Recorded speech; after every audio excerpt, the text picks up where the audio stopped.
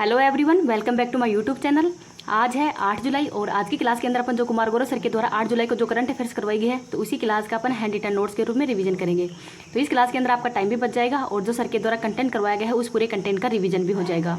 तो चलो बिना देर किए आज की क्लास की शुरुआत करते हैं क्वेश्चन नंबर 1 से। G20 2024 की बैठक है, इसकी अध्यक्षता भारत ने किस देश को सौंपी है? तो जो G20 2023 की अध्यक्षता तो भारत के द्वारा की जा रही है और 2024 के अंदर G20 की अध्यक्षता किस देश के द्वारा की जाएगी? तो ब्राज़ील के द्वारा की जाएगी। तो G20 2022 के अंदर इसकी बैठक है वो इंडोनेशिया में की गई है और कौन से नंबर की है? तो 17वें नंबर की थी। और 2023 के अंदर G20 की बैठक है, इसकी अध्यक्षता भारत के द्वारा की जा रही है और संस्करण कौन से नंबर का है? तो 18वें नंबर का संस्करण है। तो इस भारत की द्वारा थीम कौन सी रखी गई है? तो वसुदेव कुटुंबकम में इसकी थीम रखी गई है। और शेरपा कौन है? तो अमिताभ कांत है, इसके शेरपा हैं। तो जो इसकी स्टार्टअप शिखर सम्मेलन हुआ था गुरुग्राम हरियाणा के अंदर ही, तो उसके अंदर ही भारत के द्वारा 2024 में ही ब्राज़ील को ये मसाल सौंप दी गई है कि G20 की अध्यक्षता 2024 में ब्राज़ील के द्वारा ही की जाएगी। तो ब्राज़ील के द्वारा पहली बार G20 की अध्यक्षता की जा रही है, तो इसको भी याद रख लीजिएगा, वेरी इंपॉर्टेंट है। अब देखते हैं कि G7 सम्मेलन 2023 है, इसकी बैठक का आयोजन जापान में किया गया है। क्वाड की बैठक का आयोजन भी जापान में ही किया गया है। SCO 2023 की बैठक है, ये भारत में की जा रही है। आसियान इंडोनेशिया में किया गया है। ब्रिक्स 2022 की बैठक है, ये चाइना में की गई है और 2023 के अंदर इसकी बैठक का आयोजन है वो दक्षिण अफ्रीका में की गई है। इस क्लास की PDF है वो टेलीग्राम पे मिल जाएगी। टेलीग्राम का लिंक है वो आपको इस वीडियो के ही कमेंट सेक्शन के अंदर मिल जाएगा, तो वहाँ से आप इसकी PDF प्राप्त कर सकते हैं। अगर आपको ये वीडियो पसंद आ रही है तो प्लीज़ आप इसको ज़्यादा से ज़्यादा लाइक एंड शेयर कर देना। अभी तक चैनल को सब्सक्राइब नहीं किया तो चैनल को सब्सक्राइब भी कर लेना। जो लल्लन टॉप क्वेश्चन है आज सर के द्वारा मतलब GK के क्वेश्चन कराए हैं, हिस्ट्री पॉलिटिक्स सबसे संबंधित है, तो उनको मैं थोड़ा अलग करवा दूंगी अभी। आगे देखते हैं question number 2। FIH hockey pro league का खिताब किस देश की पुरुष टीम ने जीता है? तो पुरुष और महिला दोनों टीमों का खिताब है वो नीदरलैंड के द्वारा ही जीता गया है। और भारत कौन से स्थान पर है? तो भारत है वो 4th स्थान पर है। और भारत की कप्तान कौन है? तो जो हरमनप्रीत सिंह है वो भारत की कप्तान है और इनके द्वारा ही हायर गोल है वो इनके द्वारा ही अचीव किया गया है। अब देखते हैं कि अंतर्राष्ट्रीय न्यायालय है, इसका मुख्यालय कहाँ पे है? तो द हेग नीदरलैंड के अंदर है। अंतर्राष्ट्रीय न्यायालय के अंदर टोटल 15 न्यायाधीश होते हैं और इनका कार्यकाल है वो 9 वर्ष का होता है। 15वां हॉकी वर्ल्ड कप का आयोजन भारत के उड़ीसा में किया गया है और बिरसा मुंडा स्टेडियम के अंदर ही, और इसमें विजेता जर्मनी बना है और उप विजेता है वो बेल्जियम बना है। क्रिस्टीना कोच कौन है? तो ये आर्टेमिस मिशन है नासा का, तो उसके अंदर ही अंतरिक्ष में जाने वाली पहली महिला अंतरिक्ष यात्री है, तो इनका नाम भी याद रख लीजिएगा। आगे देखते हैं क्वेश्चन नंबर 3। विदेश मंत्री S जयशंकर के दौरे से ही चर्चा के अंदर आई कीटू थानी परियोजना का संबंध किस देश से है? तो तंजानिया से है। तो जो विदेश मंत्री हैं S जयशंकर जी वो हाल ही के अंदर ही तंजानिया देश की यात्रा पर गए हैं। तो तंजानिया के जो जंजीबार क्षेत्र है जो कि लॉन्ग आइलैंड के नाम से भी जाना जाता है, तो वहाँ पर जो 6 परियोजनाएं हैं वो भारत के द्वारा ही चलाई जा रही हैं पेयजल की आपूर्ति के लिए ही, जिसमें एक परियोजना का नाम है किदू थानी परियोजना। तो इस किदू थानी परियोजना जो कि पेयजल से संबंधित ही है। और विदेश मंत्री के द्वारा ही दार ए सलाम के अंदर जो स्वामी विवेकानंद की मूर्ति है वो भी स्थापित की गई है, तो इनका नाम भी याद रख लीजिएगा। अब देखते हैं कि जो प्रधानमंत्री नरेंद्र मोदी जी हैं इनके द्वारा 2023 में कौन कौन से देशों की यात्रा की गई है? तो Japan, Papua New Guinea, Fiji, Palau, Australia, USA और मिस्र, तो इनकी यात्रा की गई है। तो इनको Papua New Guinea, Fiji, Palau और मिस्र का जो सर्वोच्च सम्मान है उससे भी सम्मानित किया गया है। अब देखते हैं कि तंजानिया की राजधानी दोदोमा है और तंजानिया के अंदर ही अफ्रीका की सबसे ऊंची चोटी माउंट किलिमंजारो भी है। अब देखते हैं क्वेश्चन नंबर 4। EPR क्रेडिट पाने वाला ही देश का पहला नगरीय निकाय कौन सा है? तो इंदौर नगर निगम है वो पहला देश का नगरीय निकाय है जो कि EPR क्रेडिट पाने वाला है। तो EPR क्या होता है? तो विस्तारित उत्पादिक और जिम्मेदारी, तो ये इसकी फुल फॉर्म है। तो इसमें पहला नगरीय निकाय इंदौर बन गया है। और ग्रीन बॉन्ड जारी करने वाला भी जो सेकंड नगर निगम कौन सा है? तो इंदौर ही है। और पहला नगर निगम कौन सा है? तो गाजियाबाद उत्तर प्रदेश है।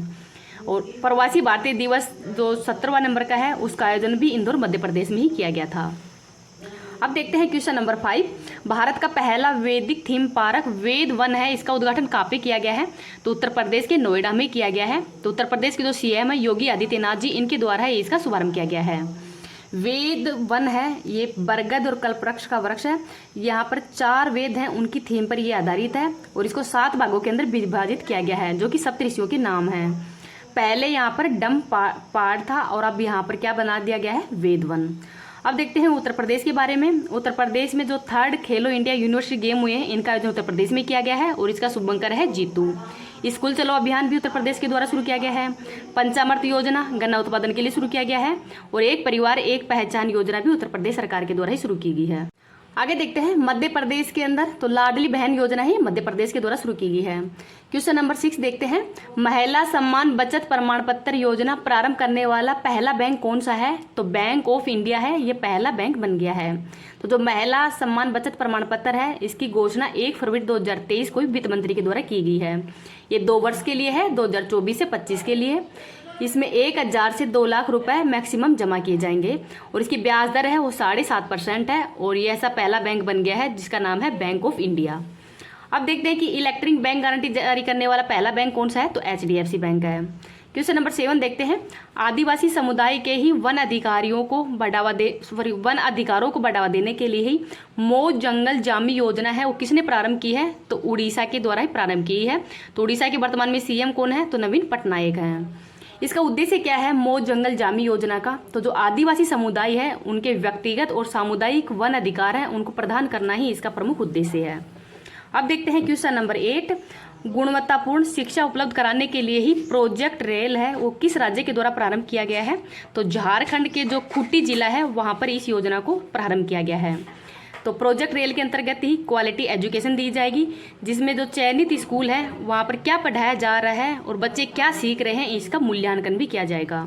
तो रेल RAIL है, इसकी फुल फॉर्म क्या है? तो regular assessment for improved learning, तो ये इसकी फुल फॉर्म है। अब देखते हैं कि सुराणी मेला है, ये देवधर झारखंड में शुरू किया गया है। सरहुल फेस्टिवल का आयोजन भी झारखंड में किया गया है।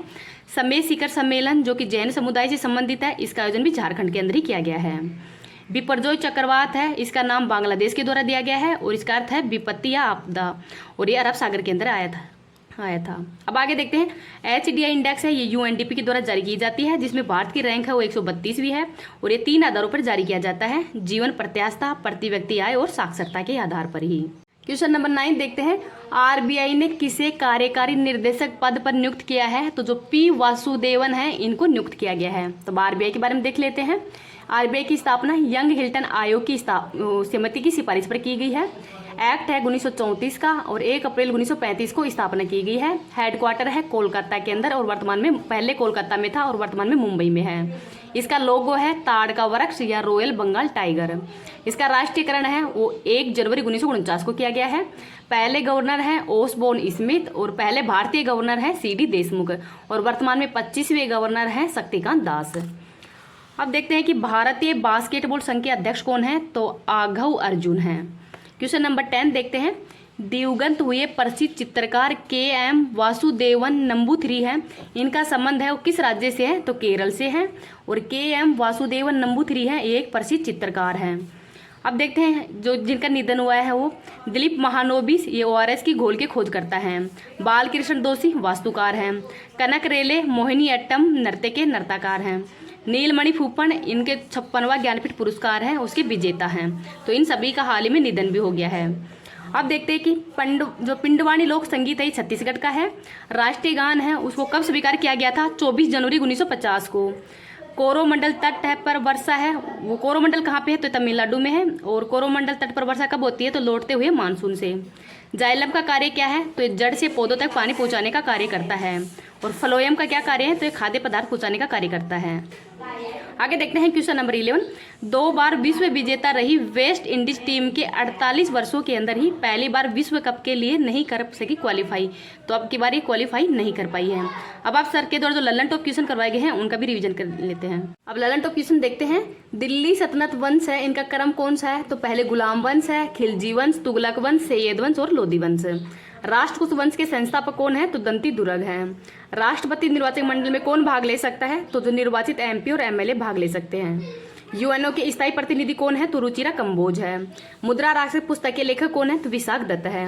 हाइड्रोफोबिया, जिनको पानी से डर लगता है उसको हाइड्रोफोबिया कहते हैं और ये रेबीज रोग से डर लगता है। मावट किस फसल के लिए सुनहरी बूंद है? तो रबी की फसल के लिए।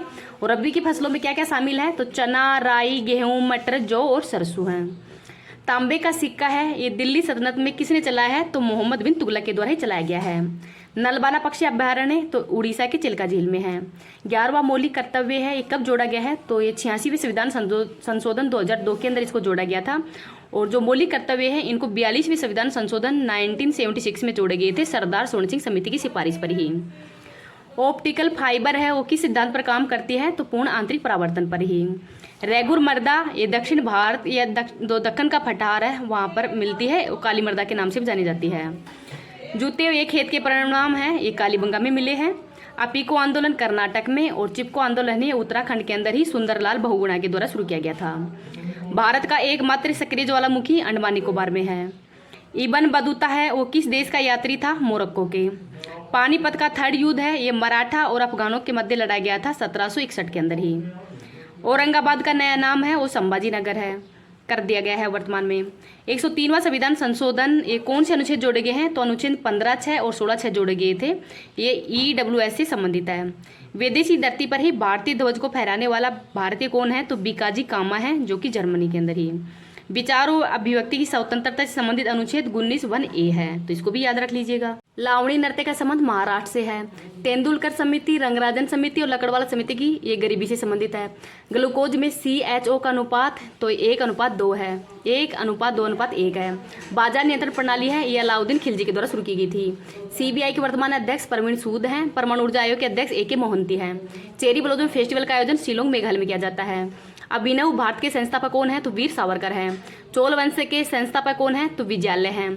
लखनऊ अधिवेशन 1916 में हुआ था और इसके अध्यक्ष थे अंबिका चरण मजूमदार। तिनकटिया प्रथा तो बिहार के अंदर हुई थी 1917 के अंदर ही, चंपारण आंदोलन के समय। 86वां संविधान संशोधन 2002 के अंदर और शिक्षा से संबंधित है।